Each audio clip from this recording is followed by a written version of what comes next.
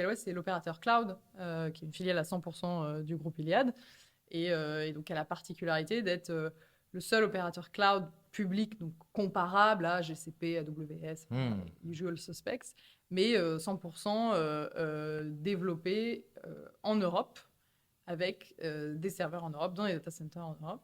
Et donc, une vraie alternative souveraine, même si c'est important, mais il n'y a pas que ça. Moi, je pense que c'est surtout une alternative crédible, parce que performante, et avec beaucoup de ressources, notamment de la puissance de calcul pour les gens qui veulent faire de l'IA.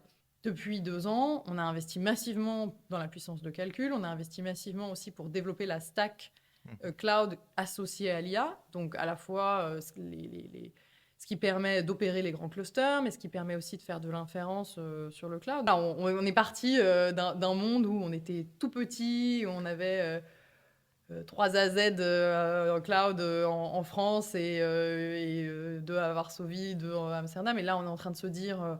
le cloud, on va mettre plein de régions en Europe, on va aller en dehors de l'Europe pour aider nos clients à partir à l'international, on va investir dans des data centers partout en Europe, c'est vraiment exponentiel. Mais c'était surtout un moment important pour l'open source, finalement, c'est aussi ce qui a amené Sam Altman à dire qu'il était peut-être du mauvais côté de l'histoire. Bien sûr. Bon, j'attends de voir du coup concrètement qu'est-ce que ça va changer. Mais je pense que c'était la révélation pour tout le monde qu'en fait, c'était possible de faire mieux avec moins cher.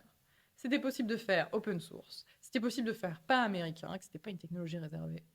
Et c'est génial que tout le monde ait pris conscience de ça. Je trouve que ça ouvre beaucoup de portes pour l'IA en Europe, en fait, que tout le monde se dise que c'est possible.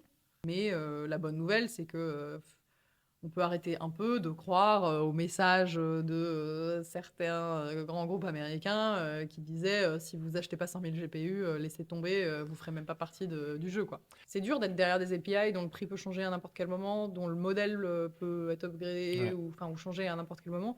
Avoir des modèles open source que tu peux installer sur des plateformes, sur un cloud que tu as choisi, qui est souverain, c'est hyper rassurant d'un point de vue et sécurité et prix. Mais il y a un exemple que j'aime bien donner, c'est que si tu essaies de trick un peu le modèle et que tu lui demandes comment je pourrais mettre ma carte SIM dans ma Freebox. Bon, je pense que ton audience est assez technique pour savoir que c'est complètement idiot de faire ça. Enfin, que ça n'a pas de sens. Et en fait, le modèle va te répondre.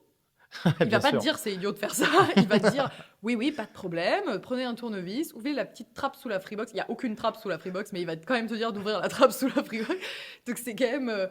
c'est là où on se dit, bon, on va peut-être pas les mettre tout de suite dans les mains de nos abonnés.